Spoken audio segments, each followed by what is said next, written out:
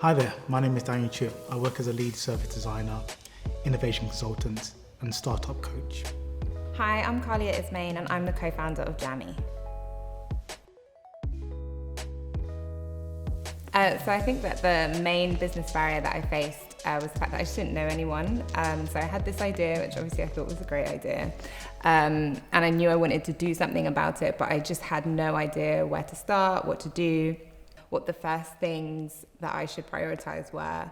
And I think for me, obviously, fortunately, part of the nature of kind of building a marketplace or a platform meant that I had to get out there and start meeting people and getting to know business owners, which was great. But I never really knew anyone who was super far ahead of me in their journey. And I especially didn't know anyone who had succeeded at doing what I was trying to do, which kind of meant that everything I was doing, I had to learn from Google, or I had to just kind of like learn from mistakes, and I learned by doing, which I think is a real shame, because I think like you can kind of bypass so many mistakes and errors if you just speak to someone who's done it before, and can just tell you, okay, I'm going to stop you right there. I'm going to save you hundreds of pounds. I'm going to save you hours of your time, and just tell you what the answer is to that problem.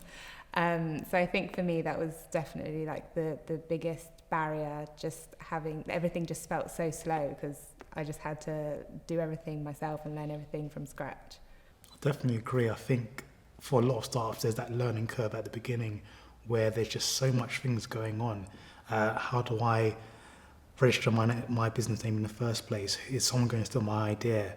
And just by finding someone that's been in your shoes, even if it's a few steps ahead, it's just so important to overcome those barriers. Yeah, I've been doing mentoring for like a couple of months, just because I just think it's important to kind of like help other people just like not make the mistakes that I made. And I can even just see like just chatting to someone for like an hour who's like been doing it for maybe like 3 or 4 years longer than them is just so impactful. It just makes such a difference. And so I wish those things were just more available when I was starting, or were just more publicly known, because I think, you know, these programs and stuff have existed for a long time, but they don't always reach the communities and the founders that they're supposed to. I think that's so important. And one thing, just to add on to what you just said, is having representation there, seeing someone that either looks like you, has been in the same type of background, can make such a big difference. Because you look at all these things on social media and it's usually the same type of people, but having someone that's either come from your background or your neck of the woods, there's a little bit more relatability there. I think there's more resources coming out there, but I think the key thing is having that mindset and having someone that's on your side. Yeah, I completely agree with that, because any conversations that I had right at the beginning with anyone, if it was from people who didn't get it, the advice was always like really left. It was just like, this doesn't feel right. Whereas I think when people understand where you're coming from, like what your journey has been, or where you're trying to get to, the consumers you're trying to reach, or the kind of intricacies of the problem you're trying to solve, the advice is just better.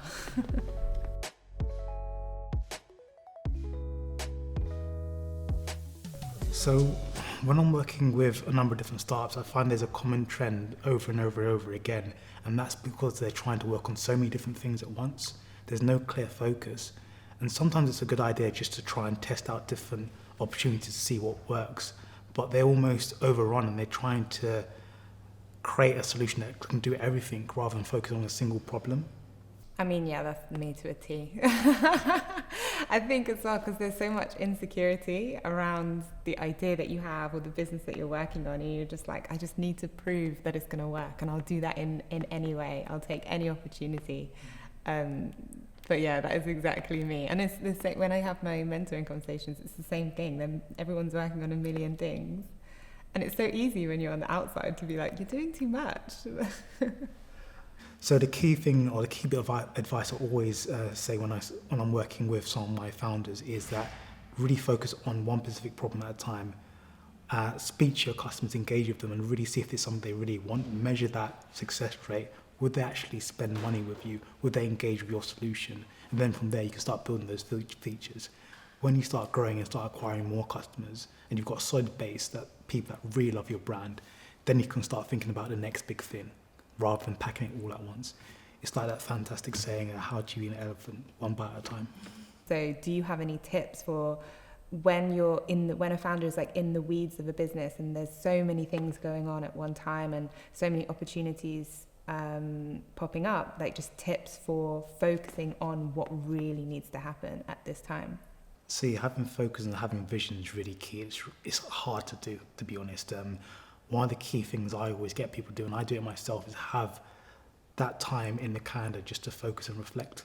What have you been doing? So what's been going well within your business? How are you feeling about certain projects coming up, certain features you're going to put into place, certain conversations you're having with potential clients or retailers and general partners?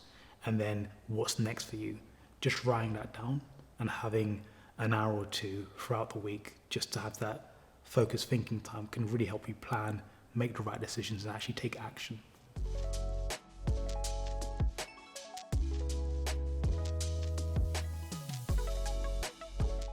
One of the biggest barriers, I think, in terms of finding finance and finding the time to actually acquire it is understanding where you are in your business and knowing your readiness.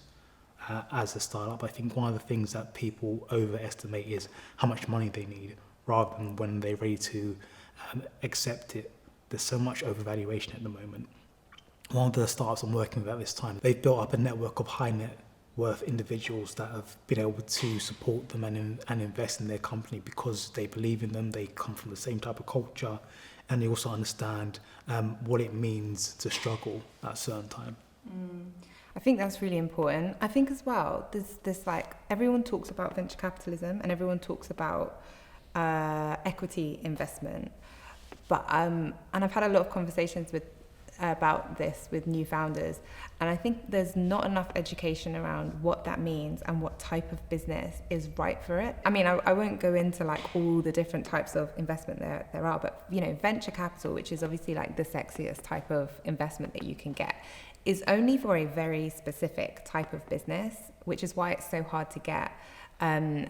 And I think people are kind of drawn to that because, you know, everyone hears about the exits, you know, the hundreds of millions raised and the billions it's sold for and the IPOs and all of these things. But it's very stressful. It's a really stressful route to go down. And like you said, like angels are another route that's really important for founders to be looking at, or grant funding or bank finance. Like debt is something which, especially when you're talking to founders from the Black community, where we're always told don't get into debt is wrong, debt is bad.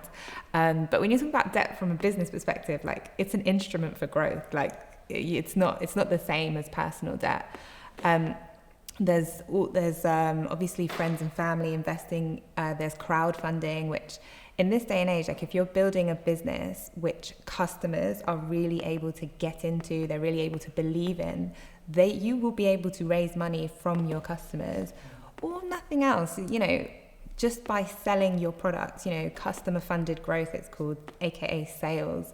And but you have to really think about what is the right type of finance option for you. Like, are you really willing to give up a say in your business?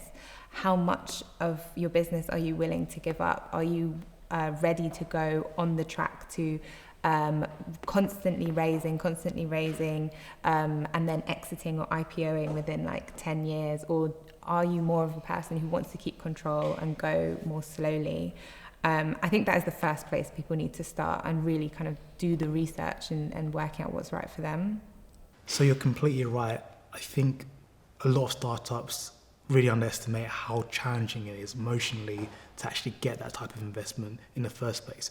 And a lot of the startups I work with, they're not actually ready for it. They've either got a couple more years until they're investable in the first place, and they haven't even managed their own books yet. They don't know anything about their own burn rate, how much money they're using over time, their run rate, how much money they have to until they completely fail in the first place, and also their margin of safety. What profit levels are they thinking about in general? I think first of all, it's really important to educate founders to understand how they can manage their small amount of money before they go any further. Yeah, I completely agree with that. And it's like you said, like raising is a full-time job and it never stops being a full-time job, which I think is the thing that people don't realize. Like once you've raised the first round, you then have to start thinking about the next one. There's other people who build the business for you while you do this. But I think just going back to something you said at the beginning about meeting people, if you are thinking about any type of external finance, whether it's debt, whether it's equity, whatever, it's all about relationships. Like, you have to build relationships with people in order to get them to give you money. So whether that's building a relationship with your business manager at the bank, or just sending out a few emails or LinkedIn messages right at the start, just to meet some people and see what they think and see what advice they might give you. And like you said, like, get yourself in the mindset of getting your business to be investable, or to be something which people are willing to invest in. Exactly. Building those relationships is so key, and making sure that you can tell a story and show the right type of evidence to say that I'm an investable founder as well as my business. I've worked with so many different founders that have a great business, but they're just not there yet as a founder. A lot of investors I know, they invest in the founder rather than the business. So if you need to pivot, they know that that business can do the right things to succeed long term. 100%. And that's not even like getting into some of the more challenging situations that founders from underrepresented communities can find themselves in. Like, there's a report that Lloyds Bank released last year, looking at the difficulties that Black founders in particular have when it comes to accessing finance. And I think you were saying previously about the high net worth individuals that your founder found, and that they were also from the Black community, right? Yes, definitely. They built a network on these were successful lawyers, accountants that were making well over six figures, and they had just, as most people in COVID happened, or most of the lucky people in COVID, they just had extra money sitting, doing nothing, getting a little bit of interest at all. So they wanted to invest in something they believed in. And what made a difference, the founder I was working with, they had a clear strategy of how to pay them back in the next 3 years. That's amazing. I think, sometimes when I've spoken to founders at the beginning stages, like, that's not something that they've thought about, like, what are you going to do with the money? How is that money going to make you money? And how are you going to provide the investor with the return on their money, the all-important profit that they need to make in order to keep going?